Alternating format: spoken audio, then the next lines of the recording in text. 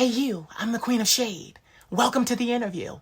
Don't forget to comment, like, subscribe, and hit my Cash App to support your favorite content creator. Now let's get to the interview. Mwah.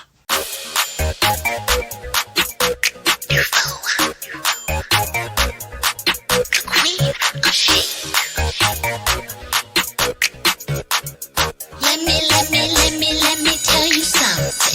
You're a bougie bitch and your mama is too. Said you're a bougie bitch and your mama is too. You're a bougie bitch and your mama is too. Said you're a bougie bitch and your mama is too. Salutations, Stufos. This is your fabulous leader, the Queen of Shade, coming at you with another special presentation. I have someone that I absolutely want you guys to meet. This young man means a lot to me. I met him when he was like 16 or 17, and we'll get into that. But he's a genius. So we're going to experience his geniusness together today. So, ladies and gentlemen, I would like to formally introduce you to Krush.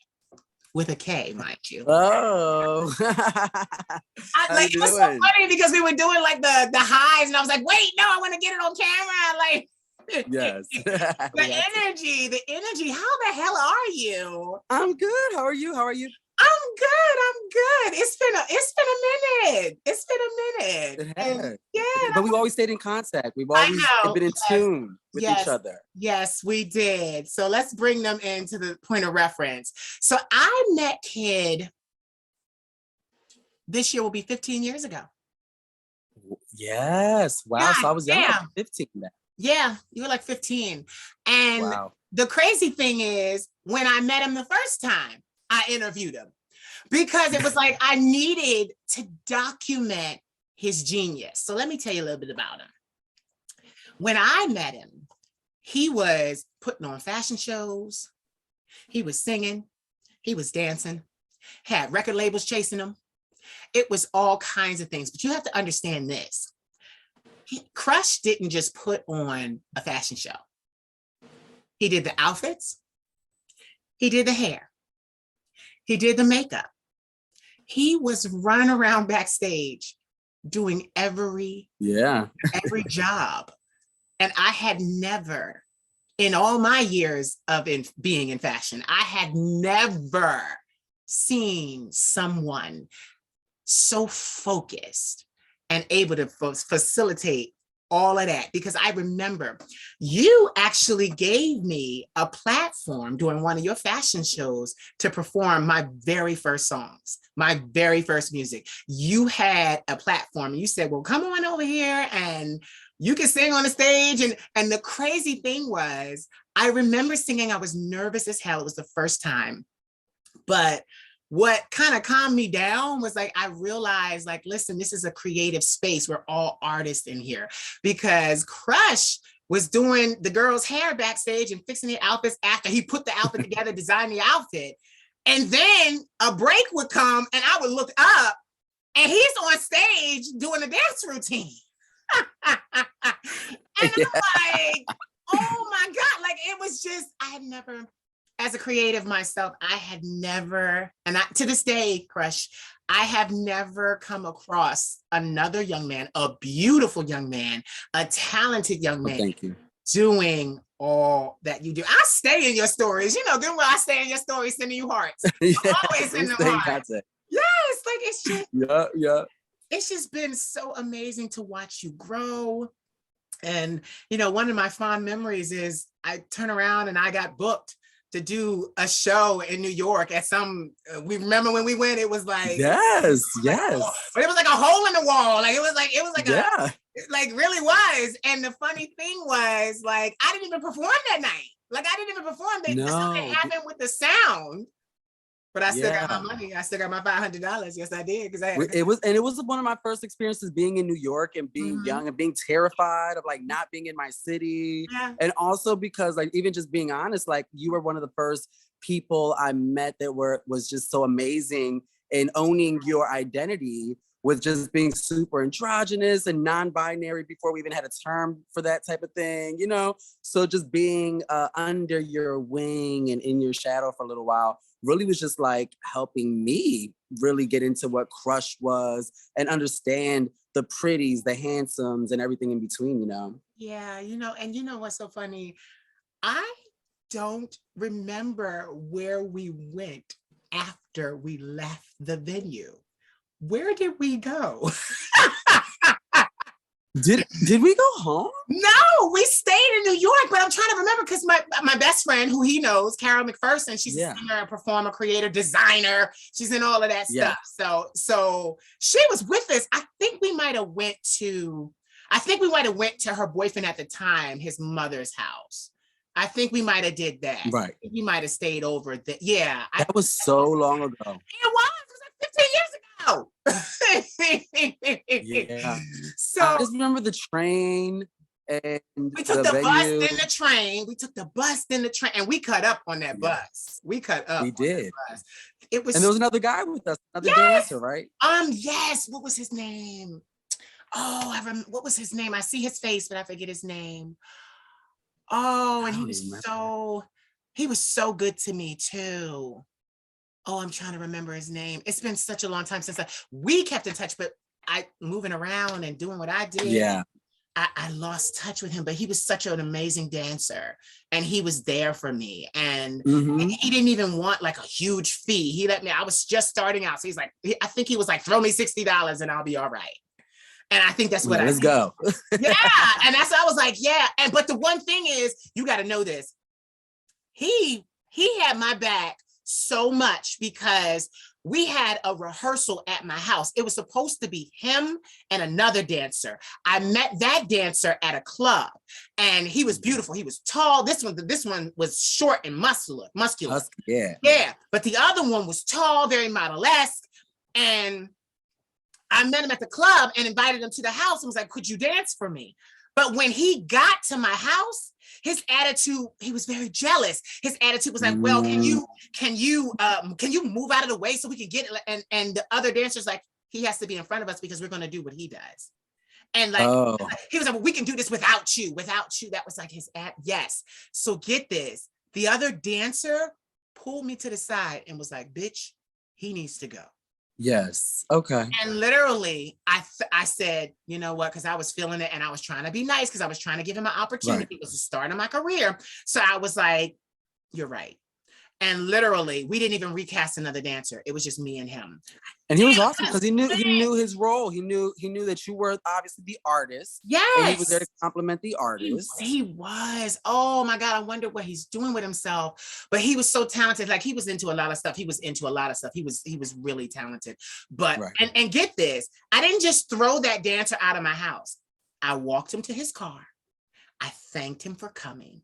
Said goodbye and walked back in the house. And then the other dancer was like, okay, let's learn this. And he even helped me because I'm more of a fluid mover, you know, like, and you know this because you will make some mean ass choreography.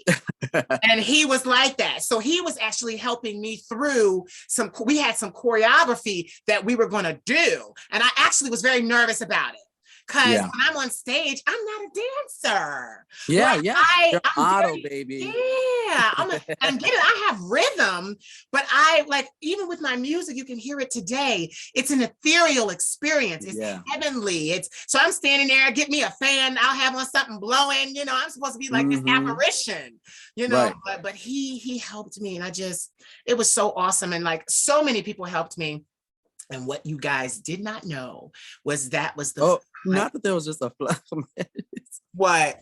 No, there was a fly on my head. Oh God, I ain't see nothing. They didn't see anything. But of course, that's him. He's gonna make sure the treatment is right. So no, but like what you guys didn't know was I had just entered the beginning of a manic episode.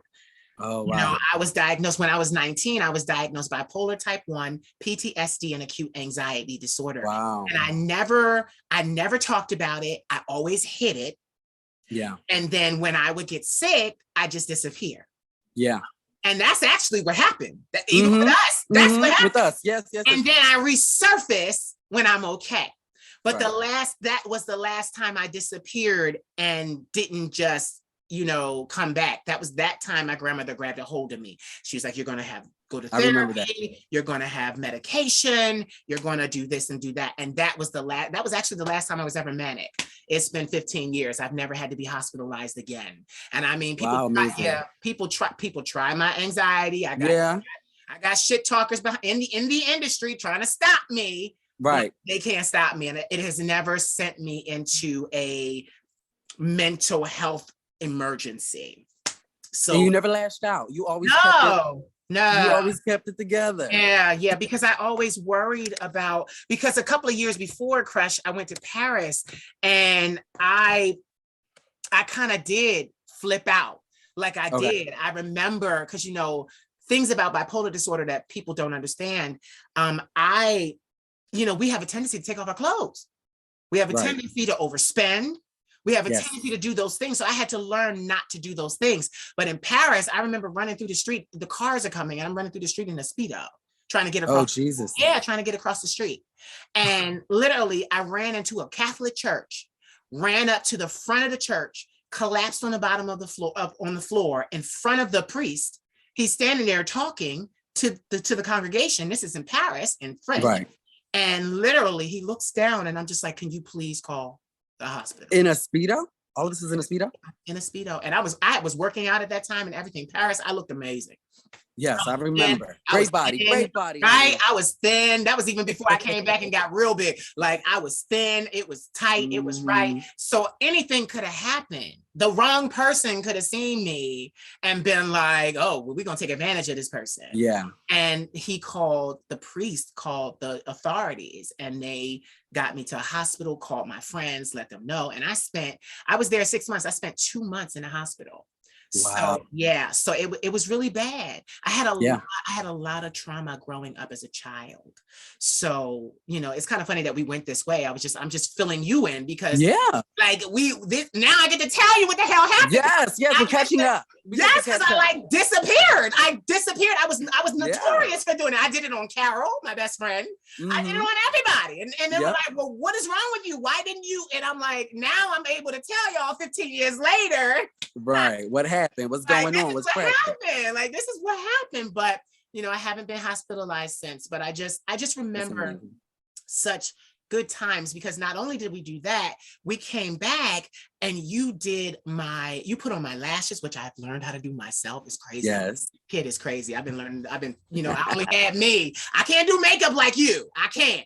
Because I watch your everybody can. It's just no, like I'm serious. Like it's serious. And we're going to talk about that. We have plenty of time, kid. You ain't got to worry. For sure. Listen, we're good. No, but I just, my God, it's been a real experience. Roller coaster. Yes. And it kind of, it evened out because 6 years ago, I started the Queen of Shade. And that was it just blew up. My friends shared me online and literally I went viral. I went from 10,000 followers to 22,000 in one night. Wow. And then the whole world started talking to me. All celebrities with the blue checks. I didn't have a blue check at that time. All the blue check people are sliding in my DMs saying, keep going, you're amazing. And I had never had that before. But thank God it was after I had been in therapy for a number of years, been on medication for a number of years. So, now I'm doing this. And this congratulations. Thank you. And this is why I brought you here because now we're going to talk about you. So let's start from the beginning. Where are you from? Even though I know, they don't know. Where are you from and where did you grow up? Born and raised in Philadelphia. Yeah. So this is where I grew up, in North Philly, I guess you would call it. Yes, we Philly girls. That's where I started, North Philly. We Philly girls. Yeah. Well, you're a Philly boy, I'm a Philly girl. Go ahead. This a Philly them. Yeah, Philly them, right? We got to be correct. But so that's where I've always been. Of course, I got to move around a little bit with just being creative and stuff like that. But always been a Philly boy. Yeah, and it's just I got to keep them going because I'm so excited. I gotta keep building it. So, at what age did you realize? And this is a question for you because I want to know. At what age did you start to exhibit and realize? Because see, exhibiting signs and then your actual realization, they can happen at different times. Right. When did you first exhibit and then realize I'm a creative? I can do this. I'm in the arts. It was a combination of like slow things, but I think it was more so through movement than anything. And like mimicking. There were like dance moves that like out of nowhere. I was never in a dance class or something like that. Dance moves that if somebody else did, I'll just be like, oh, well, we about to, I can do it with you, you know, just, and I always was able to come into a room and pair that with a personality. Yep. So at, I think like 12, 13, maybe a little younger than that, I really knew like I had something, didn't know what it was, but I knew I had something that nobody else had. You know what I mean? Yeah. You know, I say this a lot. We are all put here by the divine to fulfill a destiny and a purpose that nobody else can fill. Each person has a destiny and a purpose. And I'm getting goosebumps. Oh. No, the reason why is because I'm a shaman. I opened up a lot of gifts since you've seen me. I'm a shaman, prophet, oracle, healer. Yeah. Yes. Seer. I got all these gifts now. It's crazy. And I've always had them, but they kind of flipped on and flipped off. I didn't know how to maintain. Yeah. Yeah. But no, what I was going to say was that is an awesome gift because you were able to pick up so quickly. And that was the thing. Did you ever, this is a question and then we're going to get to that, but I want to know now because I want to know. Did you train for makeup? Because I know dancing, you said I didn't have a formal lesson. Did you train? No, I didn't technically train for makeup. I didn't train for makeup. Are you serious? Yeah, like nobody sat down and was like, this is a cut crease. This is a smoky eye. It was definitely trial and error, you know. Before like YouTube was like a thing, it was like, there was still like hidden ways to watch and do makeup before there was like influencers, I guess you could say. And just, you know, mimicking again. I learned what the word autodidactic was. Yeah. You know, and I identify with that. Yeah. And I was like, okay. You know what? I'm trying to keep from running in 15 different directions because like I see the greatness because my thing is you do makeup. Like you said it. I didn't have a formal dance class. I didn't have a formal makeup class. But you ran out to New York and was doing Fashion Week makeup on supermodels. On supermodels. Mercedes-Benz Fashion Week, specifically. On supermodels. You was beating the swans' faces. Yes, campaign people. Like people I would like go to the store and be like, oh my God, I just did their makeup. Like that's crazy. You know, like it was really cool. Really cool. Okay. Let's back up.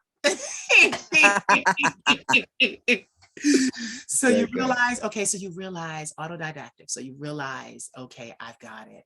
When I met you, I remember there were record labels interested because you sang and you danced and it just, you always had a lot of creative energy that you created. It was never something where it was around you. You were always, even when because Carol's going to flip, I'm going to send her this when we're done. She's going to be like, oh my God, because she introduced me to you. Yeah. And that was the thing. Yes. I remember I did a photo shoot with her. Yes. My best friend. She introduced me to you. And the thing is, she a Libra like I am. So we love beauty. We love art. We love talent. Yeah. So she was like, you got to meet this kid. Like, you got to meet this kid. Like she was going off. And I'm like, what? She was like, you got to meet him. And she made that happen. Yeah. And it just like, I'm enamored and in awe of you because no, baby, because let me just tell you, baby, ain't nobody built like you. Oh, thank you. I have never in mainstream music anywhere, mainstream entertainment industry, underground entertainment industry, independent artist entertainment industry, I have never come across anyone like you. And that was why I kept in touch with you. I always had to. Let me tell you something, Krush. There was a young man, I forget his name. He was Hispanic. I used to go into a Popeyes up here near me. Mhm. And he was a heavier set guy, pretty in the face too. He was a heavier, big bone guy. And he recognized me from your event. Oh, wow. Yes. And what happened was every time I would go in, he would give me an update about how you were doing. Oh, He would be like, oh, yes, he's doing it. thinking back, I'm like, oh, I actually think I know who that is too. He would give me an update, like, oh yeah, he just moved to New York. He's doing makeup on the fashion, on the model. Like he told me what you were doing. So I frequented, I only went to that Popeyes because I knew he would be there. And I would be like, I would be so curious. Like, oh my God, I'm getting emotional. Like, no, because you really, like you said it of me. You said, you know, you helped me to see myself and to be okay with, you know, they, them, their, non-binary, and tapping in to creativity. But the compliment goes to you because you taught me that it was okay to be me. Thank you. Even though I was older than you. I was so enamored because you didn't, I'm gonna just say it, you didn't give a fuck. You did what you were created to do. And I used to love it because you had this in common with Prince, the late Prince. You always had a couple of girls around you, bad bitches. Always. And you would do their makeup, their hair, their outfit, and they would roll with you. Like you always had that going on. And I would just be sitting there and I'm just like, this young man is going to be so great. And I still see so much greatness for you and from you. Like it is just, okay, I can't reveal it. I think you covered your mic. No, I didn't. I paused. Oh. I didn't cover the mic. I paused because I get excited when I get messages from Spirit to give to people. But I want to get on with the interview so that then when I give it to you, we've talked about it and it comes full circle. So fast forward. Okay. I leave the picture. It's one of your first experiences in New York City. Next thing you know, you're in New York City doing faces for Mercedes-Benz Fashion Week. Please tell us how that happened. The weird part about how that happened was I remember that I met someone, I guess you wouldn't say that we met, a girl slipped in a bar. Okay. I helped her up. Okay. I'm thinking because of the crowd she's with, that she's a model actually. Right. Weeks later, I don't know what the distance between the time was, but I get a MySpace. Maybe it was MySpace at that time. It was beginning Facebook. But she was like, you trying to do Mercedes-Benz Fashion Week? And I'm like, oh, like, are we getting paid too? She was like, yeah. And I was like, oh. And at this point, I really didn't consider myself a good makeup artist for sure, because I knew that my game at this point was I knew how to sell it. Like I can sell it to you. Like that was my strength. Yeah. But I got there. I got the invite. I ended up doing something with Nickel Spa, which was a men's spa so we did a full men's fashion show for V-Love King Wu. It's a Chinese designer straight from China. Wow. His first premiere in America, actually. Right. And it was really, really dope. We did the Mercedes-Benz Fashion Week. It was in the tent, like big dome vibe things, you know. It was an experience I would always remember. Like my first hand with like models and like backstage behavior, a diva like creative director, you know, having to roll with the punches, you know what I mean? Because you're just so green and you're like, okay, I got you. I'll do it. Okay, I'll do it. You know, there's still a video of me like in a glimpse doing, I have a video of that rolling online. But it was really cool. It was really cool. Oh my God. So now I gotta get it because they gotta know. Okay. Name some of the designer shows that you have done makeup for. Well, to be, the thing is, I don't remember too many besides because I've done 4 shows. Okay. 4, like what I would think major. SB Shade, Stevie Boy. Yes, which is like, you know, love him. Lots of accessories, lots of glam. Got to work with him when he collaborated with, oh my God, why do I not remember his name? He had the tattoos. He passed away, Zombie Boy. Okay. Yes, you know, rest in peace. But he got to work with their collaboration, so that was really dope. Got to work with Adolfo Sanchez, I want to say his name is, from LA. He had Amanda Lepore walk his show. So that was honey. really I'm cool glad I to wasn't there. I'd have witness. lost my shit. That's Amanda. Yes. I love Amanda Lepore. Yes. And aside from like the Fashion Week show, just that being able to bounce off of that and then, you know, work with like some reality stars, some big events here in Philadelphia. So Yes. Name some of the reality stars whose faces you have beat. reality stars, I work with Sassy from Black Ink Crew. She was from the earlier season. Since I am, you know, I'm 30 years old. So when I started getting in the reality game, it was the beginning, you know, the OG. So like Jennifer, what's her? I don't know. Paula from Bad Girls Club. Bad Girls Club. Those were my girls. Yes. Like somehow I got on with them girls, and they still to this day were really we stay in communication. Yeah. I've got to work with Amara La Negra from Love and Hip Hop Miami for Made in America. Wow. There's a girl group called Good Girl that they're not reality stars, but they were signed, and they are just like, it was super big in keeping my motivation and inspiration going. They were on America's Got Talent. Yeah. Just got to do a few cool things. Wow. See, so get this. What I want them to understand, when you have it, you have it. You walked right into that and boom, boom, boom, boom, boom. And then you get people that have studied and can't get near a tent. Listen, it's the it factor. That's an old school term. I don't hear that anymore. Yeah. Oh, but it's a real thing. It's a real thing. You know, you have to have it, and that's the thing. And I remember I literally watched through the social media lens. And it just was what I was watching you do, what you do. And then not just from there, but there were several photographers that asked you to shoot. And then you would do, get this. I was talking to my friend. Okay, so listen, I have this friend in New York. He's a reverend, but he's part of our community. And what he does is he was involved with a lot of charity work and like organizations that helped gays and with, you know, just all kinds of different things. And what what was it the other night? I've known him for 20 years. I met him and people say, you know how people say love at first sight, and some people say that doesn't exist. Yeah. Well, it does exist. I met him, literally. I went to New York to meet him. I saw him. I got off the bus. I saw him. He's Trinidadian. And I saw him and he saw me and we fell in love, like literally. And literally we have loved each other, even though we were not in a relationship. We have loved and like, you know, our lives went different ways, but we too have stayed in contact and loved each other for over 20 years. And the thing about it is, I was thinking about this the other day. It's almost kind of surreal because, you know, I thought I had the love of my life in college. Nothing happened there. Then I get out of college, my world is kind of turned upside down because of this new diagnosis. And then I go to New York, I start talking to him because I met him on like one of the chat sites. Not Adam for Adam. It might have been Adam for Adam or BGC.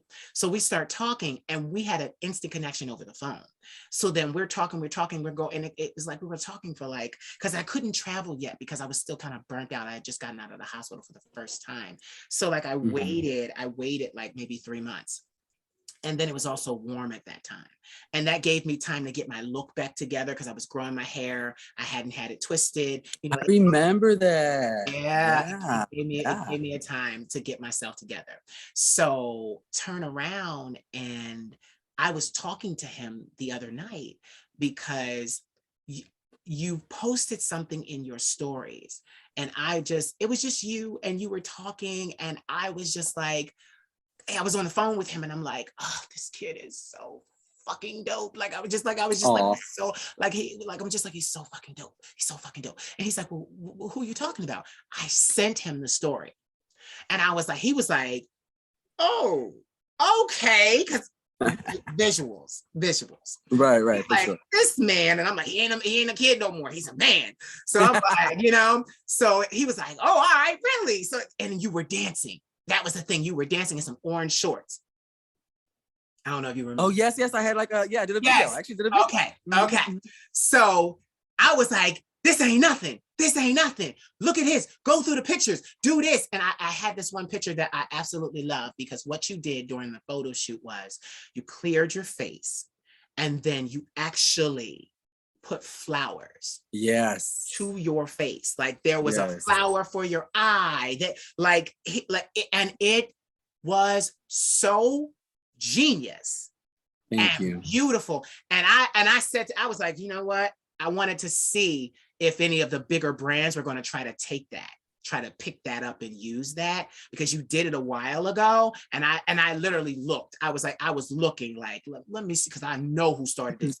Honestly, not to say that I influenced it in any way, because I've seen flower things rotate. But around that time, if you look at the timestamps, because I had long hair. That's why social media is good. The timestamp. The timestamp. They dropped the Fenty show, not the one that we just did, the one before. That was all floral. And like beautifully like placed, and the color scheme was very similar. So I was able to repost that and tag her, and he DM'd me and was like, oh, that's like, he complimented my work because of that. So I was able to like kind of bounce off of that a little bit. Bounce off of that. Mm-hmm. Right. Because that's old. That was like 2 years ago or 3 years ago, maybe. Listen to him. That's old. I'm 39. I'll be 40 this year, Krush. You're like, oh, that's old. No, but 2 years ago. No, but he got into you. He got into you. And he was like, this man is, first of all, he's beautiful. And then he's talented out the ass. I was like, yes, he's talented. And he was just like, okay, like he really got into your look and everything. Thank you. And that was the thing. I was telling him, I was like, he's always had that look. It's always been the look. It's always been the talent. He's going to be huge. And he was like, yeah, he said it. He was like, yeah, he's going to be huge. And it was just like, you know, and my thing is, even in my career, we all have setbacks, you know, we all have to reset before we figure out what's next. But I can't wait to fucking see your clothing line. Cause I'm wearing it. Yeah. Okay. Cause I was gonna get to that hoodie and I'm like, yo, like that hoodie is dope, but I didn't want to say nothing.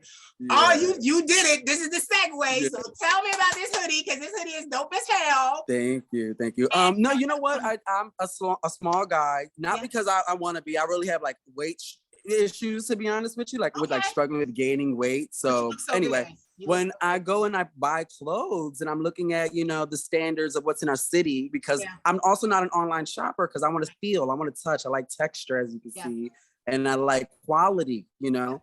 So, and we're not going to spend $1,000 on every hoodie. Right. And we're also not going to go to H&M for every hoodie, because I'm a little more different than that. I love H&M for my, you know, for my standard clothing. But when I want to feel like Chris, it doesn't say Chris on the monogram. It says H&M. You know what I mean? Yes. So I got into just making things. I got the matching joggers over here. So just like staying in my creative mode just allows me to like really show you guys who I am with even just how I dress and simple things. It's a hoodie, but the texture, the fact that there's little gold threads going through it, it's quilted, you know, just small things. And the lining is like really nice in there. It's a different pattern on the inside. Oh my God. Small details that make a hoodie different, you know, just than your regular thing. Please tell me. Please tell me you have an online store. I have an online store right now. I'm transitioning from makeup to more, you know, things that you can buy for your household, mugs, hoodies, things like that. When I make things like this, I'm probably just gonna knock out like a small and a large, you know, something like that. I'm not gonna have a line, because I do everything myself. Right. I don't have, and I don't want to mass produce either. I've seen the mass production thing. I love everybody that does it, who can really succeed with it. Right. But I just don't see myself trying to hustle 15 of the same item. No, because that's not how I like to shop. That's not you either. It's you're a designer. It's not. No. I have so many things sitting here. I have about 15 things on hangers right here that I've been sitting there for about a year that I haven't even sold or anything. Just I was like, and I made it for women, so I wouldn't wear them. They're like crop things, and I'm like, I just haven't even had the passion to sell it. It takes away from why I'm actually doing it. I'm doing it to fuel myself, to fuel my energy, to, you know, to be in charge of what I got going on. But the selling part, sometimes it's like I want it to be more natural. You know what? That is how I met you, and that is what you are. You are a designer. You are a designer. Thank you. A real designer. I appreciate it. And oh my God, I have to tell my friends in Paris about you because now I have connections. I have to do some, what they say, reconnaissance or some leg work. I need to tell Leg work. Yeah, I need to do I need to do some, because oh my God, I've been since we started. I just didn't want to say anything immediately, but the hoodie, I was like the hoodie, like I love the hoodie. Thank you. I was sitting here just chilling. I was like, I gotta throw something on. Oh my God. See, people do not understand. See, that's the thing. Like when I started, people had a rough time following me because they said, oh, he does so many things. He does just so many things. It's not, it's not just one thing we can focus on. And Carol and I also got into a fight about it because she was like, too much on your YouTube. You need to focus on one thing. And I was like, honey, I'm not. And look now. Box. Yeah, I do. Where everybody can do everything and document the whole thing on TikTok and YouTube. And even now, I do so many things. I got fail or succeed. I got music. I got all kinds of stuff going on. So yeah, and you are in that category where you just do everything. And the thing is, I learned from my own life. What do you do when you can do everything? You do everything. That's what you do. You stay busy. Yep. You stay busy. Yep. Yeah. We got time. Yeah. We got one life to live. Yeah. It gets boring. Yes. people, and then when we think about our communities, both LGBTQIA and also being of the brown community, the amount of depression, the amount of loneliness, the amount of not knowing exactly what the potential they have. A lot of people. I'm 30 years old right now, so obviously a lot of the people that I surround myself are within that range, and I've been finding it so much. And I don't want to say this like I don't have my own days either, but sadness. Yeah. And of course, like there are days where I'm so busy that at the end I crash and I'm like, oh my God, I just sewed 3 garments and I just didn't think about the one thing that was going to stress me out. And now whatever. Yeah. But I don't understand why. Not that I don't understand, but it just makes me sad to see how many people don't take control. Just stay busy. Yeah. Make a hoodie. Yeah. Make a shirt. Go plant. I have a whole garden right behind. I know you're a plant daddy. I'm like planting, like. I'm going to take care of something because I know that if I did something today, later on, I'm going to feel cool. Yeah. It's going to balance out that downtime, that time that there's nothing's moving, where the wind is just still, you know? And even from a therapy standpoint, I've had therapy for 15 years. It's kind of like that is really good because when you have a focus, when you stay busy, when you have a goal, but you remember to do self-care, like eat, because I'm not gonna lie, kid, that's something that I don't do. Yeah, I've just always been that way. I don't like to eat and work. My attitude is I will eat when I'm done because my eating is my reward. Oh, and my therapist hates that because she always tells me eating shouldn't be your reward. It is a necessity. But I'm kind of old-fashioned like that because my attitude is if a man don't work, he can't eat.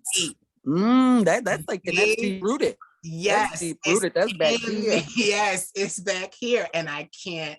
And I don't want to let it go. So and you can't snap out of that while you're in the mode. No. So every day I will work and work and work and work. And then when I'm done, then I enjoy my meal, whatever it may be. Oh my God. So, okay. You got these hoodies, you got these plants, you're living. I done seen the inside of your loft because you posted on the story. You have a beautiful, beautiful living space. Yeah. What are you doing these days? Are you traveling to New York? Are you still in Philly? Are you in Miami? What are you doing? I'm traveling more I got to do the Atlanta thing and was able to, while being- Don't go down there. Don't go down there. They will eat you alive. They love them fine Puerto Rican poppies. You know what? I beg to differ. I learned otherwise. What? Oh, I'm gonna keep it a bean because we all family here. What I learned is black people like black people. Yeah, you know what I mean. No, I don't know. I've even gotten that I'm too slim. No, I've gotten no. all of that. Like, kid, I've gotten all of that. okay, all right, listen here. I went to the club and I was not even looked at. I was like, I know I look good. Either y'all hate on me or y'all just, I'm not your type. No, they I was was in here like, playing. No, they was playing with you because get this, our community, this is what happens, and you know this. You're 30, you've been in it just like I've been in it. Oh, he think he's something because he cute. Let's ignore him. that happens. But you know what?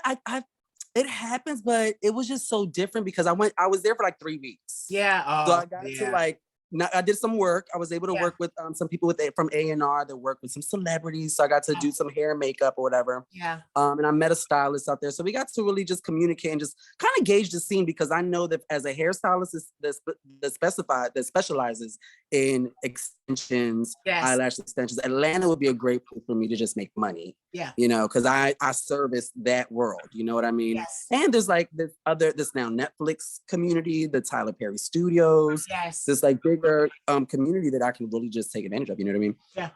But I don't know. It's just I don't know. I definitely want to try it at least. Yes. Yeah. No, my thing is, boy, I follow you also because you're beautiful. I just think, and I see you working out, and I see that. But Yes, but my thing is, be yourself. You are so beautiful. Like your beauty, like you said, the it factor, your beauty is there. It's not going nowhere. Like it is like the can't. I do enjoy taking care of it. Like a bitch on a bad day couldn't even do it. Like she what on your oh worst, thank you. like on your worst day. And see, this is the thing. People need to understand. I didn't just see him. I'm not just seeing him here. I've been in close quarters with this man. Yes, like, yes. We hung out. This man is fly. Like this man is fly. Thank you. So like I follow. So I be watching you work out and do all the stuff, and you got puppies, and I just be paying attention. And I'm just like, okay, you actually taught me the other day that before you apply your makeup, you need to put some kind of hydration on your face. And I was like, okay, all right, let me make sure I do that. And you were right. You were like, the makeup will take better. And it does. Yeah. And I was just like, look at him. Like that. Yes. Yes, that's what you said. Like that. And it just okay. So you down there working with celebrities, you're establishing yourself in the Atlanta market. Boy. First I did LA. I got to work with Common last year. See, thank you. Special. Please say so, because I need these bitches to understand that you's a big deal. I need every bitch watching. I'm going hard for you today, because I need every bitch watching the book him, because he knows how to deal with clients that are celebrities. He will get you right. Yes. Yes. We were right with it on the camera. Like, you need me? You stay on set. You don't need to. You don't make sure nobody has to call your name. Right. How was it? Stay on point. How was it working with Krush? I worked actually with he's now musically like working with a female artist that he always performs with. Okay. And her name, oh my God, PJ. Her name is PJ. So I got to work with PJ because my best friend is actually a celebrity stylist. Okay. And literally I went there to decorate her room. Okay. And she's like, guess what? We got booked. You're doing hair makeup. You're doing hair for PJ. She's working with Common. And because it was COVID, luckily I was cool. Yeah. They did the test and all that. And he was cool. Like he was, as soon as he came in the room, greeted us, talked to us, communicated, joked with us. Yeah. Very sensitive about energy, which was dope to me. Yes. Likes his Palo Santo. He would light his Palo Santo at any moment and give it a good little swoosh swoosh. You know, it was dope, and it was cool to just see my work on TV, and just I got this footage in my camera that looks like it's something that nobody can take away from me, you know. And even if it's one time, it's like recorded in the back of your head and it's just it's dope. It's dope. It never gets old. This never gets old. Well, guess what? It's being documented now, so I'm gonna make you talk about it all. Yes. On my platform, I'm gonna make you talk about it all. Yes. No, because you know what? I must say, even when I was younger, I was known, and I'm still known for being able to spot talent, scouting. And like I said, I've always known it with you. But the thing is, I also know that you are going to get into circles because of your beauty, because of your ethnicity, that a lot of brown, because you're brown, but a lot of like a me would have a harder time. And I want to bring that up because Yeah. I want you to understand something. That's not your fault. Your job is to move in those spaces and create more space for Yes. others like you. And that's when you're working, that's what you're doing. You're in the door, you've gotten in the door, and you create spaces for other people that look like you to come Yes, in. for sure. Yes, and be there and do this and do these things. Because I'm gonna tell you something, now that I am a celebrity. Yes. Like, you know, that's so crazy because I look at you as a celebrity. But get this, we don't know, but get it, we don't let everybody around us. No. It really is about energy. It really is about mannerism. It really is about mindset. It really is. Like, we don't, I'm like, oh no. I don't have a day where somebody just hangs out on my couch. You can't just hang out on my couch. You can't do that here. I hang out on my couch. I paid for this big old couch. Exactly. This And is I'm for like, me. no. I'm the same way. I have friends, but we're fueling each other differently than just hanging out on each other's couch. No, get it. I have friends, but I contact them like this. Just do it. Grab your glass of wine. But because I'm so busy and I'm so selfish with my time. Yeah. I'm so selfish with my time. Okay, not selfish, self-full. Ian Levanzon, she fixed that. It's not selfish, it's self-full. I'm so self-full with my time because, like, I love what I do, but it's not even just loving what I do. I'm very particular about who's around me. Mm-hmm. I'm very particular. Like, and because you don't, like, people, my buddy says this to me. He's from Utah. His name is Sidney Fisher. And he's 6'4". He's gorgeous, Nigerian and Caucasian, beautiful. Like, this man is beautiful. Definitely an actor, definitely a model. Like, he's so amazing. But he tells me, he says to me all the time, I love you because you don't have an agenda. And you, therefore, you attract people into your space whom don't have agendas for you. And that's the thing, because a lot of people, let's face it, there's a drought out here for creativity. You know, everybody, especially where we live. Yeah. Everybody is stealing, and I'm gonna just say it, stealing, hijacking what other people are doing, and that's not acceptable. That's not acceptable. So I'm very careful about my energy because they see it here. But in person, you will feel my energy and my movement, and that you do not get to do. You do not get to do. You're not going to clone me and then have to have me spend the retainer with my lawyer suing your ass. Like, I'm not even for it. So and even just like being a parasite on your energy. It's crazy that you brought this up because somebody just hit me up from like my past, and not a negative past, just a past where we have drifted apart. And there was no need to reconnect. No need. And they were trying to hit me with the let's hang out. And I politely had to be like, you know what? Hey, I'm just at a place in my life right now where I don't need to reconnect with everybody. No hard feelings. No, you didn't hit them when I'm at a place in my life. Because why are we ping ponging? Why are we going back and forth? We don't like it's iconic. Like, that's what we do. That is the phrase we go to. I am at a place in my life where I'm at a place in my life, honey. Where I am that place you cannot come to. You are not invited. You not have an invitation to that place. No, like, I don't want to rekindle any past relationships. Nothing. Nothing at all. Like, I want nothing to do with anybody that we drifted apart, because we drifted apart for a reason. For a reason. And you really, and what I've learned about certain people, they come around me to that magic that we talk about, and I'm going to own up to it. I'm going to own up to my magic. To that energy. I know that is literally like an orb around me. I feel like there are certain people that come around us to go like, boop, let me come in this bubble and whoop, and just let me sit in this bubble and sit and bubble it up with you, and then go, and they feel themselves because they got a little bit of your energy, a little bit of your time. I don't recharge anybody's battery. Because it takes a lot to recharge mine. It does. It takes a lot, and most people can't. I do that. Magic words. Most people can't. Krush, people can't recharge me. I recharge myself. And that's friends. That's family. And that's family. It's especially family. Especially. It gets cray. It's cray. I remember there's a line that comes to my mind in it was from Interview with the Vampire. Anne Rice. Mm. Yeah. Well, the movie based on the book by Anne Rice. And Brad Pitt said to Antonio Banderas, he said, I am not here and I will not be the one to quicken you again. I will Mm. one to give you life again. He said, because he could read minds, and Antonio thought he had him, and Brad was like, I can read minds too. I am not here to quicken you, and that means to reinvigorate you and give you purpose, give you life. And no, I'm not here for that.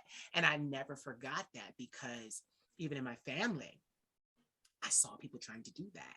I watched as they tried to ride off on my back into the sunset like I was some kind of horse. I watched as they tried to just take everything from me. And now it's like, I don't even listen, I got 3 siblings. We are literally all 2 years apart, 2, 4, and 6 years apart. Krush, I don't even talk to my siblings. It gets like that. It gets like that. You guys can be raised by the same people in the same household, but have totally different views on where your life is going to go.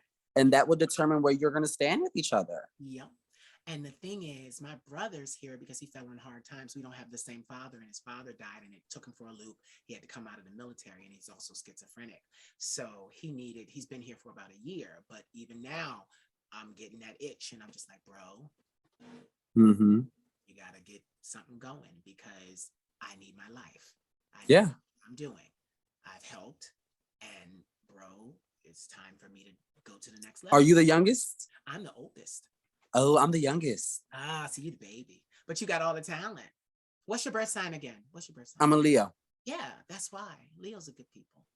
And the thing is, I have amazing siblings, but I being the younger person, you watch them fumble. Yes. First. You watch them fumble first. So it's like, there's this weird almost like, well, I know what's coming next. Yeah.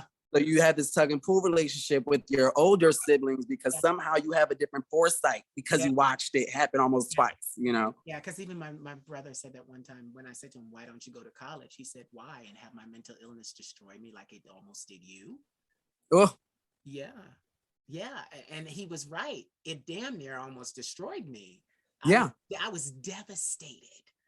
My whole life, I was devastated by having to be medically withdrawn from college, because it was so public, and I was known so well for singing and being the director of the gospel choir, and I just was known. People knew me, so it was just so embarrassing.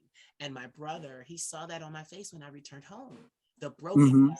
I sat and cried on the balcony with my grandmother for 7 months straight, every day. Did you actually like school though? Did you like being in college? Listen, it was my way out. Okay. It was my way out. I was going to at that time. Yeah, at that.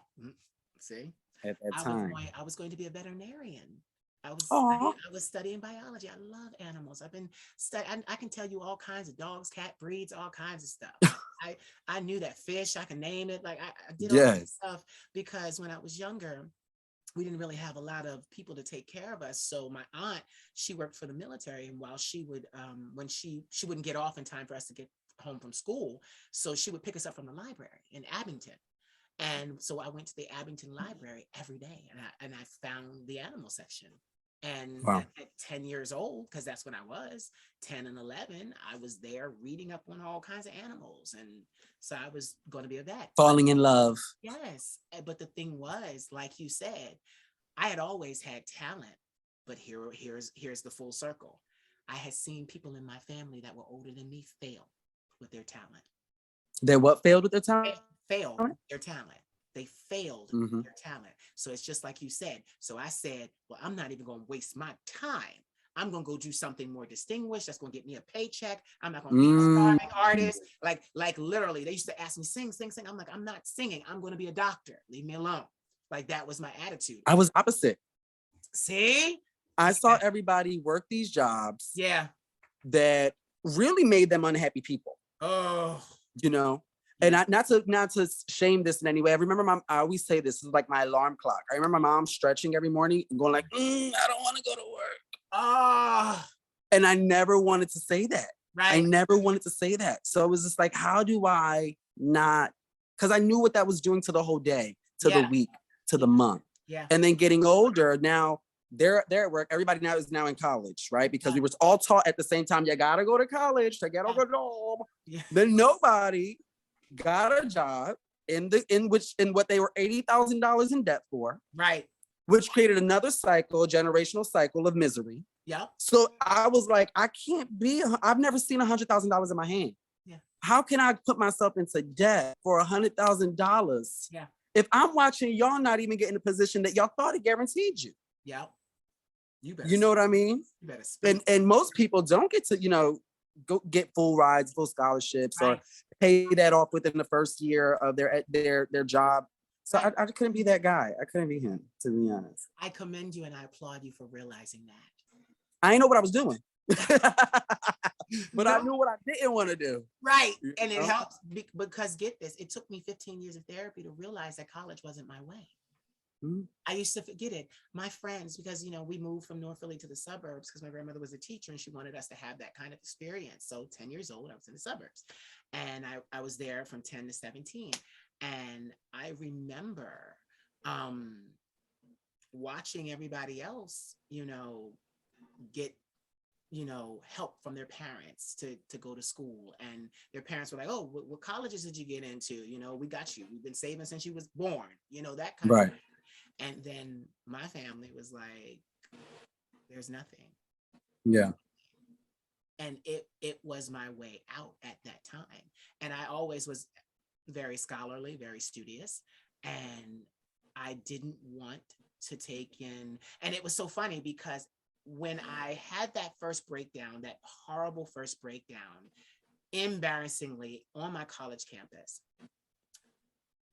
I literally sat on the edge of my bed one morning in the hospital because, one thing about me is I have to be careful because I have to sleep. People think, oh, she works all the time, but no, I have to sleep. I have to sleep. It is very important for me to sleep. It doesn't have to be 8 hours, but I need to be able to sleep. So I remember waking up one morning, sitting there on the edge of the bed, and I had this girl, I forget her name, in college, and she kept saying to me, you should be a model. You should be a model. You should be a model. So then I'm like, I brush it off. Oh no, that's not me. And she's like, no, you have grace about you. You have a look, your face, your bone. Mm-hmm. You gotta do this. So she came to me. Now, mind you, we're freshmen. She came to me the end of first semester, and she was like, I'm leaving college. And I'm like, why? She said, because Walt Disney World is looking for models to do X, Y, and Z, and I'm going. And I know that's right, Belle. yup. And she was like, and you should come with me. Going on to be the Little Mermaid. Right? I was like, and she was like, and you should come with me. And I'm like, I can't do that. And I stayed. And then I burnt out. And then waking up in the hospital, I said to myself, what am I going to do now? Yeah. And I heard the divine's voice, clear as day. He said, you're going to finally use your talent. I know that's right. Yes, you're going to use what you can do naturally. And the hard part is that we don't see, because I'm pretty sure like yourself, I didn't get to see someone else already do it. Nope, I'm the first. I didn't see somebody figure it out. Yep. I'm still not even in a place where I'm like, I'm still like under a rock somewhere. That's how I feel. No matter how much I do, I'm still like, what's the next step? Like trying to just work my way into other places, because I still, to this day, because of where we are also within our city, it doesn't lend itself to people to thrive here creatively. So everyone I know has gone to LA, gone to Atlanta, gone to Miami. I'm next. I'm leaving the country. I'm moving to Lisbon, Portugal. Where's that? Portugal. It's right. It's right outside of Spain. Okay. Get this. I belong in Paris, but I'm gonna live in a tropical climate and just commute. I'm gonna fly. Commute. Yes, it's like going from Philly to New York. Yes. Plus, the Latin men are so beautiful. Listen, I don't even like the Spanish boys, so you can. You a mess. You better get you a Spanish boy. I don't even get like you a good Spanish boy who understands. You can have them. Let me tell you something. These black men will ruin you. I'm halfway shattered. Like this side don't even work. I'm telling you. Don't even work. I'm telling you, these black boys will ruin you. They will ruin you. They will ruin you. You got to be real careful with Oh, I know. niggas, with the niggas. You got to be real careful with the niggas. But no, you were right. I'd never seen anybody do it. So literally when I started doing it, I was doing it my way. Yeah. And I did that.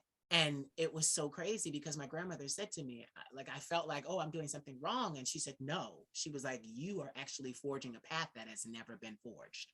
You are the pioneer. You are the trailblazer. So there is going to be no one you can come to for guidance. You have to do that shit. And that she was very tough with me like that. You have to do that shit. Do what your mind tells you to do.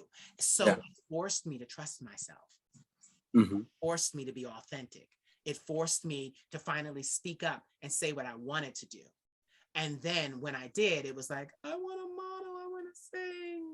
You know, like I let it in, I let it in. But I said all of that to say there used to be a time in my life where as an adult, we would be in the Willow Grove area where I grew up, and I'd run into someone I went to school with. And I knew they went to college and I knew they graduated and they were happy. I'd burst into tears in front of them. I was so traumatized.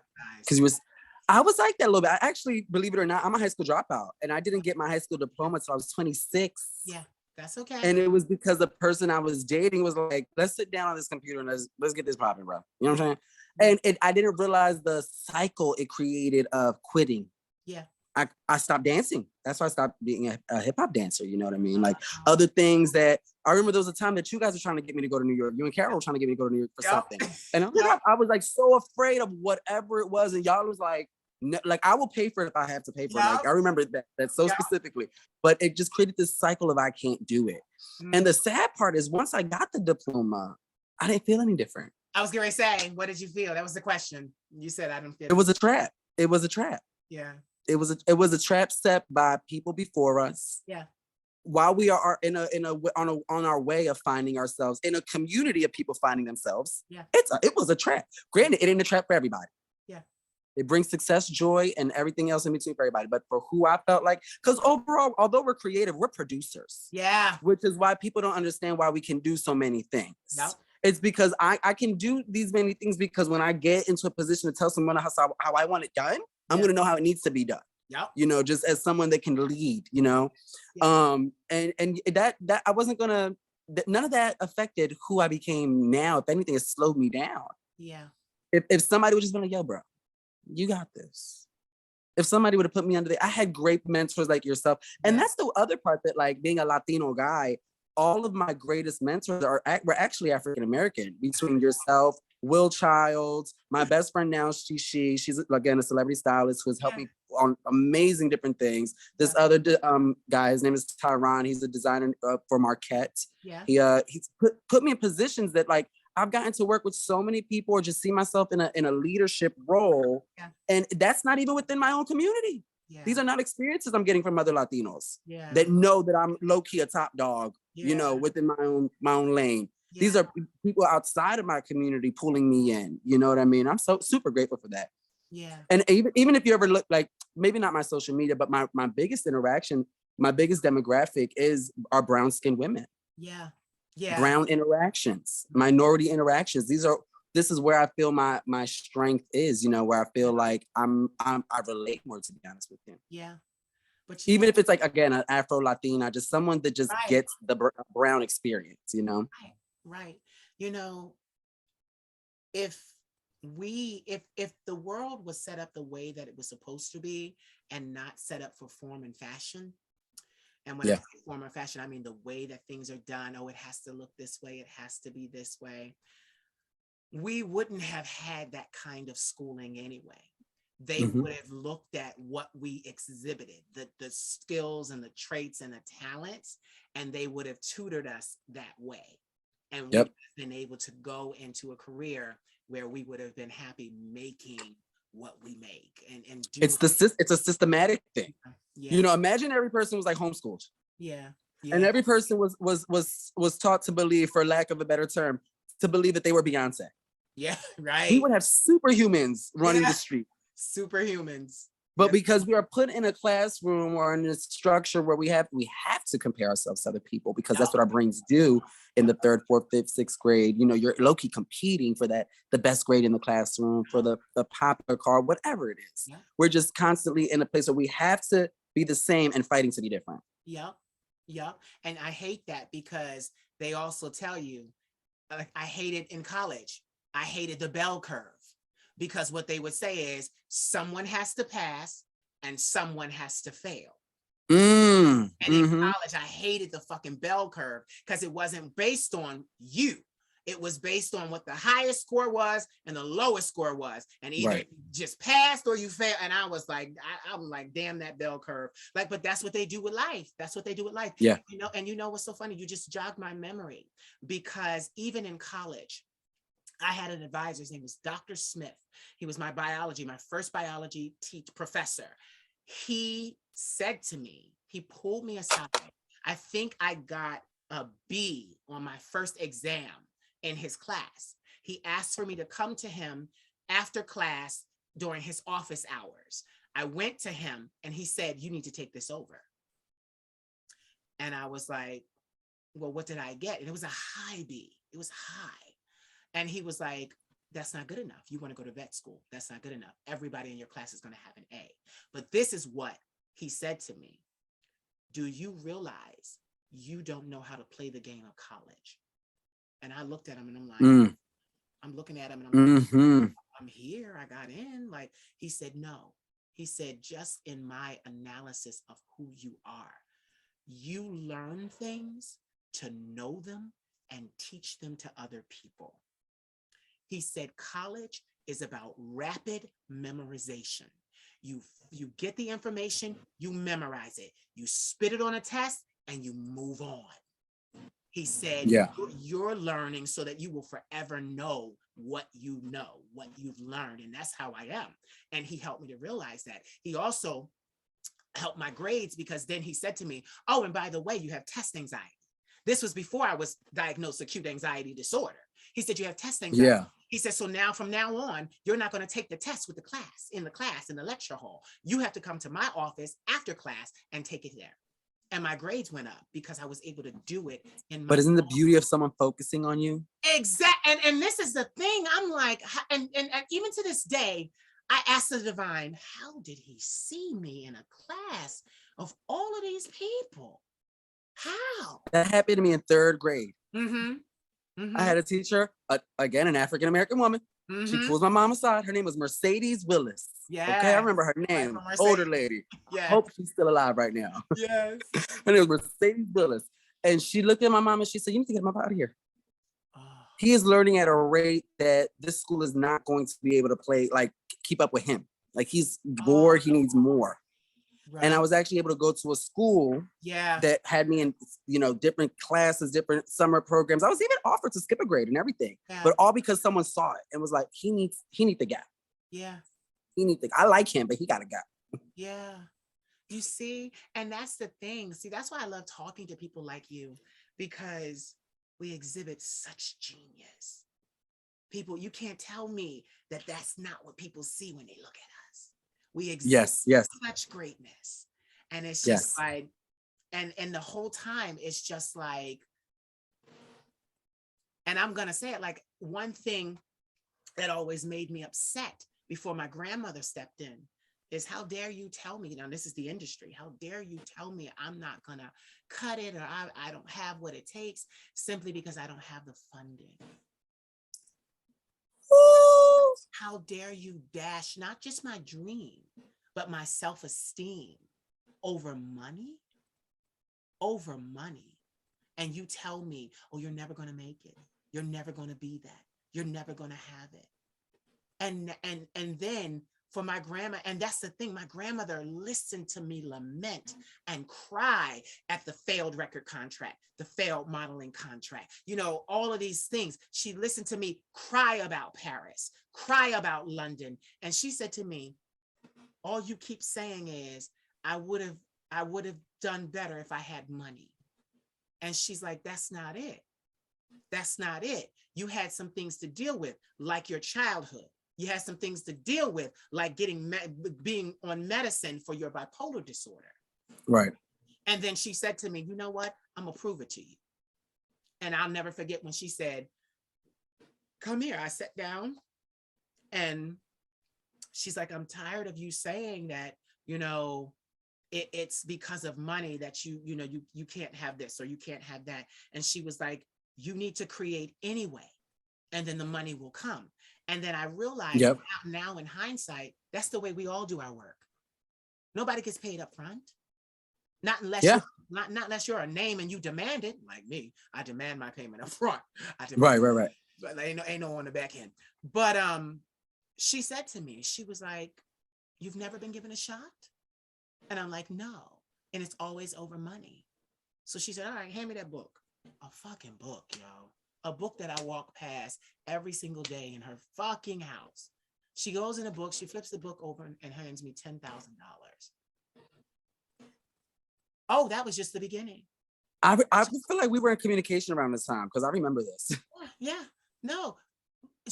By the time she was done, it was to the tune of $125,000 that she gave me over 6 years. That's how I got Krush. This is how I got to where I am. This is how I got there. And the crazy thing was, I had a psychic tell me, you're going to have one person in your life that believes in you, and it's going to change everything. Boom. And that's what it takes. But that's what it takes. Mm-hmm. That's what it takes. I'm in that place where, like, as amazing as I can go in circles about the cool things I have done, mm-hmm. like in where we're at, there is more. There is so much more. Mm-hmm. And like, I'm in that crossroad where even earlier when you were saying, you know, just like people like not viewing, or at a certain time, you're just not getting the momentum that you thought you should have been getting, you know? And I've been feeling like that for so long, especially on social media, because of how things have to look. Yeah. You know, and I'm just such genuinely a creative person that I don't, as much as I have to feed into it, I don't feed into it. Yeah. You know, because I'm so busy trying to keep this alive, trying to fuel this fan this flame, you know what I mean? Yeah. And you will. And you will. And you're one person. Let me tell you something. And this is what I had to realize. Now I'm going to say what I'm going to say. You have already touched the lives of the people that's going to invest in you. There's the goosebumps, that spirit letting me know. Boom. You already met them. You already know them. Mm-hmm. You have already met and touched and inspired and motivated people that are going to be the ones to financially be like, you know what, this kid is going to be fine because this kid knows who he is. Mm-hmm. You've already met them. I believe that. And it's coming. I really believe that. It's coming. And get it. When it comes, just do what you do. Mm-hmm. Show out. Just show out. Literally, sometimes I feel like I'm just waiting. Yeah. I'm just waiting. And that was me. And I want to tell you, it's nothing wrong with waiting. Right.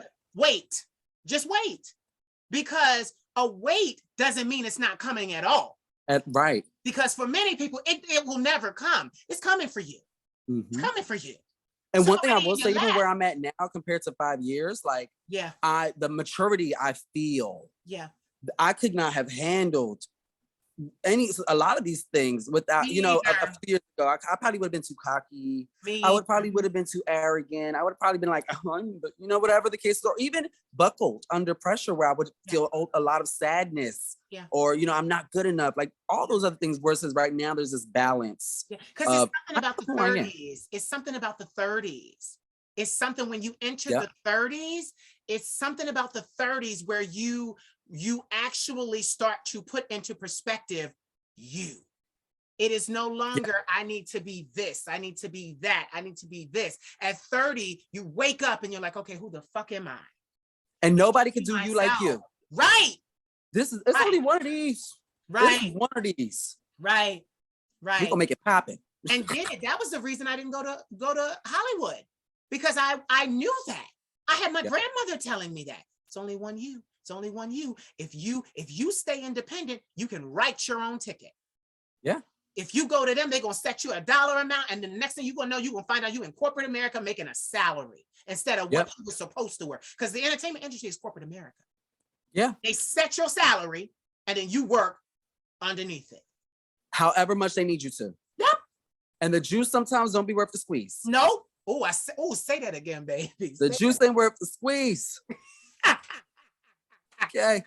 I don't even want it. What did Layla Rashawn say and waited till his hell? She said, I could have had a V8. Yeah. Exactly. That part. Right? I That could have part. had a V8. I know you right about that, baby. That's Listen. right. I love that. You need to make that a shirt. The juice ain't worth the squeeze. And Mm-mm. it's documented that you said it. So. That I said it's That is 9. what- yes, the juice ain't worth the squeeze. Yes, baby. That was really that has been my thing lately. Yeah. That's what is just in the back of my head. Is the juice worth it? Is this worth it? yeah.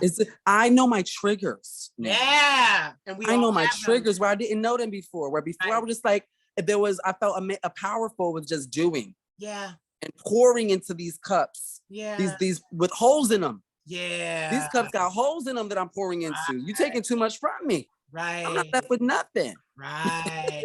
See, that's what I like because I can hear. I hear the growth. I hear the development. I actually hear what I need to hear because you're going to the next level. You're going Thank to the you. next level. Thank you. You're going because I hear what I need to hear. That's the thing. Most people, I'm getting goosebumps like crazy. When I get goosebumps like that as a shaman, it's because my ancestors are letting me know that I'm speaking greatness into someone's life who is going to see this happen. That's why I get goosebumps. When I say I'm getting goosebumps, it's because my ancestors are saying to me, this person is special. This person's time has come. This person is going to be legendary. This person's going to do so much, not just for themselves, but for the world. This person has what is the word? A responsibility, a destiny, a purpose to shape the minds of man. And I feel that. Mhm. I have always felt that. Like, I feel like I speak with purpose. Yep. I have never spoken to embarrass myself. Right. You know, I've always been like, I know what I'm talking about. Maybe this time, Yeah. this what I'm waiting for is to develop a way that it appeals to everyone. Yeah. But I feel that way. Yeah. There's not a day that goes by where I'm just like, I know I'm here for something. And you can't tell me otherwise. Like, I know I'm here for something. Right. You know? Right. You know, and me being a Libra, knowing Leos, like there was one Leo who was bad, but that we ain't talking about him. But all the other Leos that I've ever met, we had that cerebral power, that power to bend the universe and the cosmos to what we want it to be. That's a power. Yes. To have that is so beautiful because it serves us. See, that's the thing about you. The things that, and I see it, the things that are coming your way are not, you're not even thinking about them just being yours. You're ready to show the world, share the world. This is what we do. This is what we bring. You like you're a plant daddy. It will grow. It's an experience. It's like, it's not a thing. It's not a job. It's not a come up. Nope. It's not a career move. Nope. It's like what's supposed to happen. Yes. And like I feel like just like a ball in a straight like path. Yes. It's just going to keep rolling. Yeah. And the walls ain't squeezing in on me. They're just rolling. The speeds are different. Yeah. But it's the roll is there, you know? You know what? From me meeting you at 15 to now knowing you at 30, you have learned a lot. I was told one time that I'm an old soul. There's an old man up in here. There's an old man up in here. You are, and you don't play no games. You're an old man. But that's okay because I'm an old soul myself. And I'm sorry, I gotta grab the charger. You can't no problem. die on me. Grab the charger. Take your time. I can break. Hold on. Phone said, no, bitch. I'm not about to lose you. This is the and you on an iPad too. So I got you nice and big over here. I'm gonna have to hold on. See my little fur coat back there. Yeah, I see it. Let's see if I can get you back. We there, we back, and we rolling. Let's do it. And we rolling. Quick and go. Yeah. No, but that's the thing. And I love that because the industry is going to look up, and there are so many facets to the industry, and all of the people that we're sitting here talking like this, we're going to be the leaders. Yes. We're going to be the revolutionaries. We're going to be the forward thinkers, the thought leaders. And you know what I find is there's a lot of people that don't want to let that happen. but they don't have a say. Mm. Yeah, but they don't have a say. They don't have a say. It's a lot of people. Listen, I got somebody in Hollywood who everyone knows. Big, famous, well, not really talented. No, not like me. Yes, baby, let them know. Yes, but for 15 years has been doing things, damaging things behind the scenes to my empire. Like literally leaked my first album, all kinds of stuff. Yes, hacked phones, computers, destroyed stuff. Like, I mean, yeah, sent someone to my house at first to harm me. Yeah. No. Yes.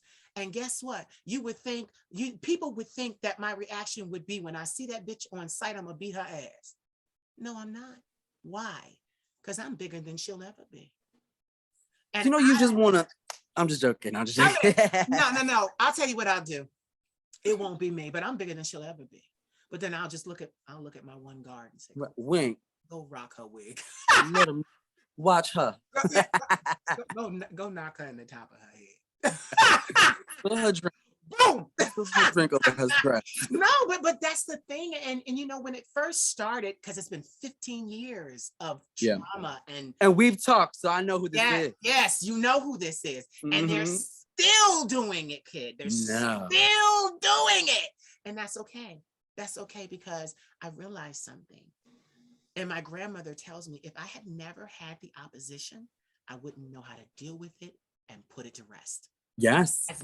As an independent entrepreneur, I have put out so many fires in my empire that literally, it's like he said in Taken, I have a specific set of skills that makes me deadly. I have a specific set of skills. It makes me deadly. I like that. Nobody can do what I do. It's the same way with you. You have a specific set of skills that nobody can get around. Don't do it, baby. Don't do it to yourself, because you're going to lose miserably. Don't play. And it's fine. And like, I was making videos today about it. I talked about it, and I make these cute little videos, you know, and I'm going to put them out and I'm going to talk about it. But behind the scenes, my lawyer is working on an economic damage case. Let's do this. Lawsuit. We're going to sue her. We're going to sue her. As the proof keeps coming in, the more she does things, she act like she's the only one that can hire a hacker to find out how something was done. How things work, right? We all got resources, sis. Yeah, sis. My grandmother gave me 6 figures. You don't think we got enough to find out how some shit was done? Yes. Don't play with me. But anyway, I digress.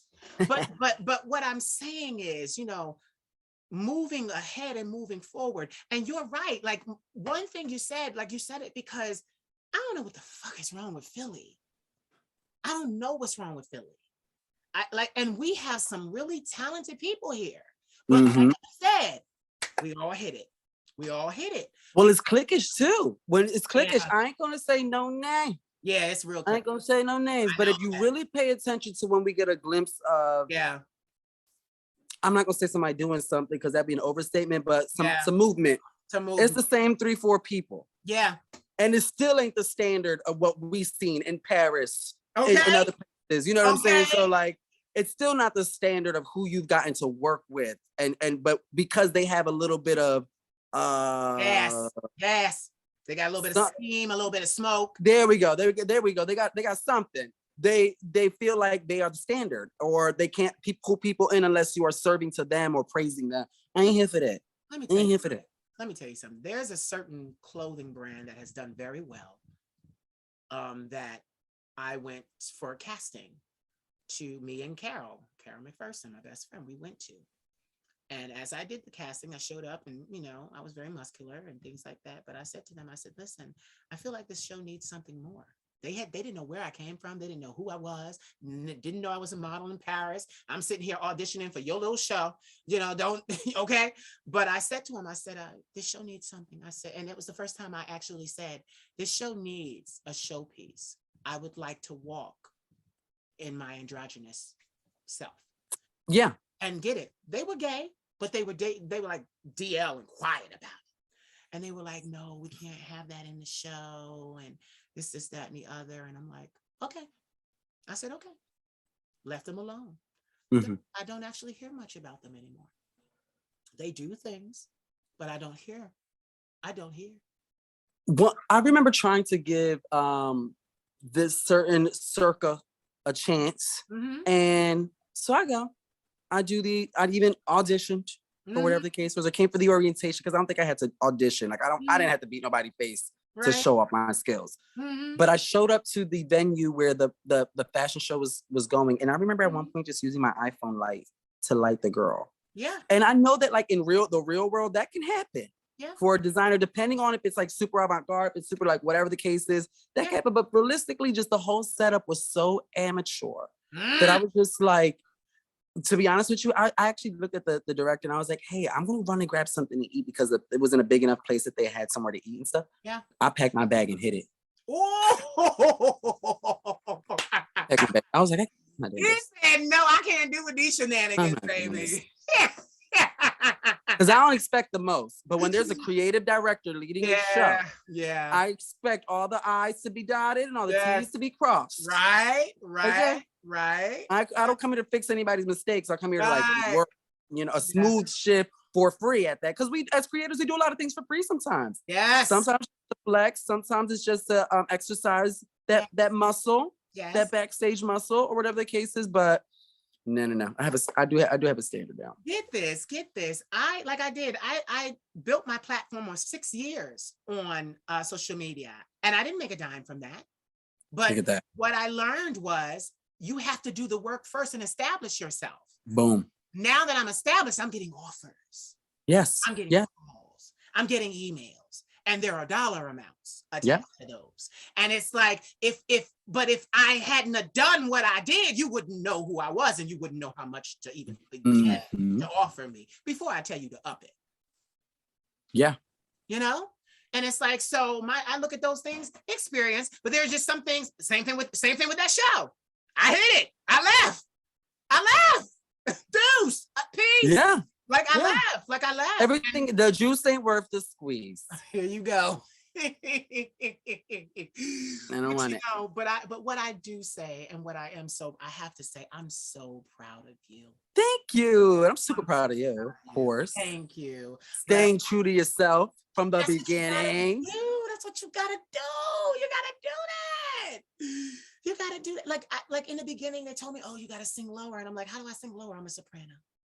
I remember your song, Operator. That was, let me tell you something. That was the very beginning. That was the very beginning. Listen, you got to listen to the albums now. Like you got to hear. You got to hear. Oh, I know. I was like, you got to hear. It's like sound. You got to hear Stone. You got to hear Danger. You got to hear back to the 80s. Like I have been growing. And you know what's so funny? It's not even really growth because, and I love this because I can say this here. Most people say when they hear productions and it starts in the beginning, and then they hear your production now, or they see your production now, they're like, oh, you really came up. You learned a lot. You did this. You evolved. And the truth of the matter is, no, I didn't. I just got more money to make it more solid. Period. Because this costs money. Yes. I was able, I got my sentence. I actually recorded 3 songs. Yes. So I know that it's like, yes, it's not cheap. No. When you got an engineer, a vocal coach, and you got the guy mixing the thing, then you got the boy that wants to spit, hit the raps. Yep. You know what I'm saying? Like, it's not cheap. Yes. Yeah, it's not cheap. It ain't cheap. It ain't cheap at all. It ain't cheap at all. But, I learned through it all, like the public will always say, oh, she grew, she evolved.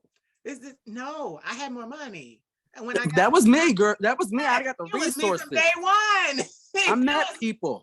Yes. And as queer people, to be honest, in the music world, and this is what gets me upset when I see like the commercial things happening, because we know what we've always been doing. Yes. Like there are not many people that's gonna sit down with me as a Latin gay dude that is androgynous but is masculine presenting. Yes. And be like, let's work this in a leather leotard and a kilt.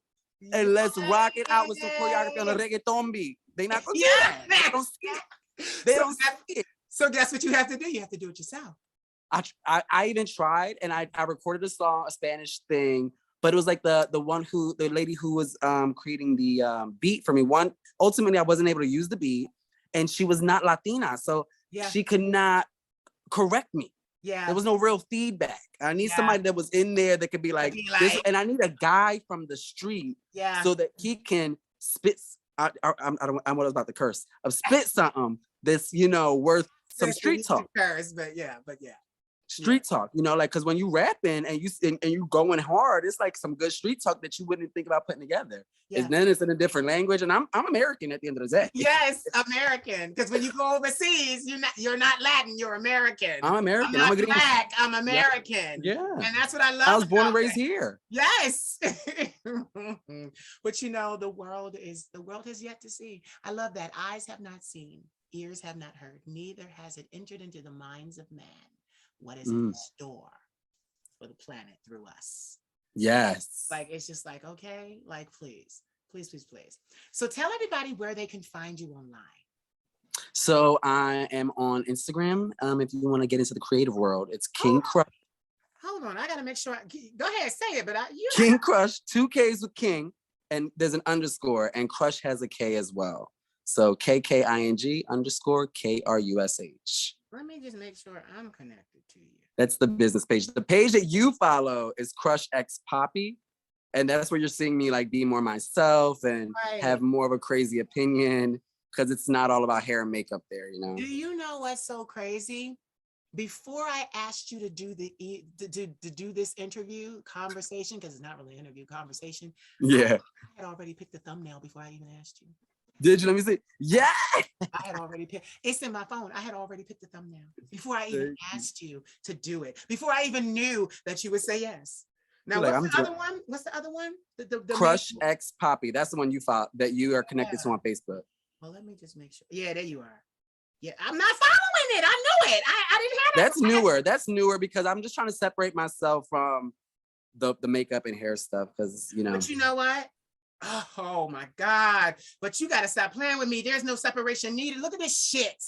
Oh yeah, and that was in my backyard. That was me. Look and I at made that fire thing. Like old school. Are you kidding me? Are you fucking kidding me? Yes. Look at the levels of professionalism. Thank you. That's what I always knew about you, baby. They not ready for you, but guess what? They ain't got no choice. They're gonna learn from you. The only thing is when they're not ready, they study. We gotta do something. We gotta knock out a shoot. Oh my God.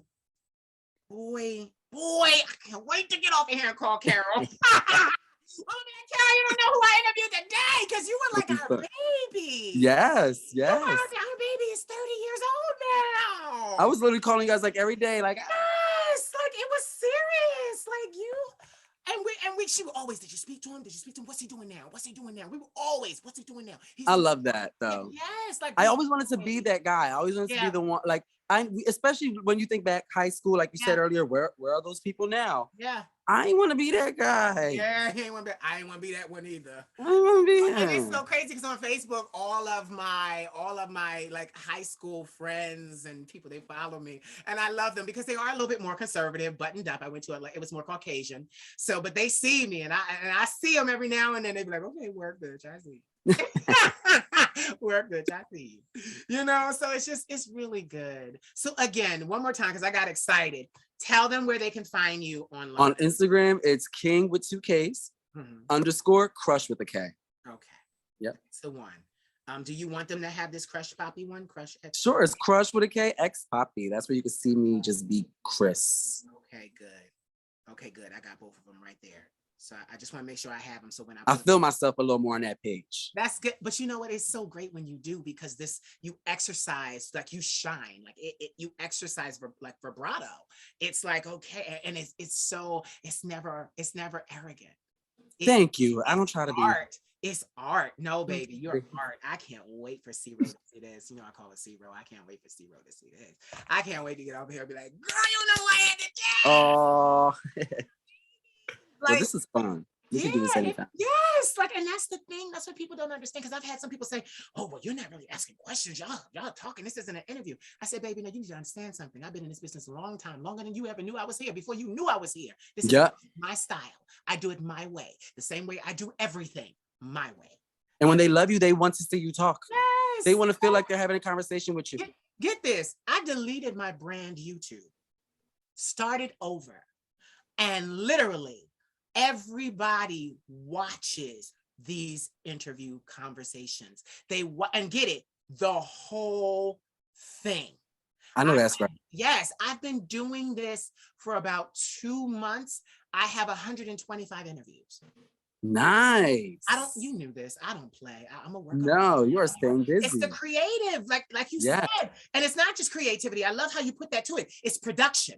I love how you said that. You said that, and I want them to remember that. You said we produce. It's not just creativity. It's production. We produce constantly. And that's what I even have a video on my page, my Instagram page, where I took 9 minutes and let them know, baby, if you really want to make it in this industry, you got to work like the mainstream industry, which means you got to record 100 songs to get 14 on an album. On an EP. On an EP. Okay? They don't understand all of that. But anyway, thank you so much for being with me today. Give me 3 words that inspire and empower you. Love definitely inspires me. Faith. Yes. And beauty. Yes. And if I could say one more thing, I just would love people to understand the beauty they have and power they have in just being beautiful. Yeah. Just being beautiful. Yeah. Like without the sexy, without the sexuality. Yeah. With just the beauty. There's something so amazing in that. And to sit in it, you know? Yeah. It's okay to sit in it. Yeah. So beautiful. Ladies and gentlemen, you're very welcome. Ladies and gentlemen, you have heard the vocal stylings of my baby, who done grown up on me, and now he a man. Mr. Krush himself. Say bye, but don't go nowhere. Bye-bye, everybody. Have a great one. So did you enjoy? I hope you did. Please like, comment, subscribe, share, and don't forget to cash at me at the Queen of Shade. I am your favorite content creator, right? Right. You want to see more of this content, right? Right. Cash at me. I love you. Mwah. I've got my black stilettos on. Don't you make me take them off. I'm assuming first position. Gonna show you I'm a boss. I've been given 60 seconds just to put my thing down. I'll have you wanting my stilettos by the time I turn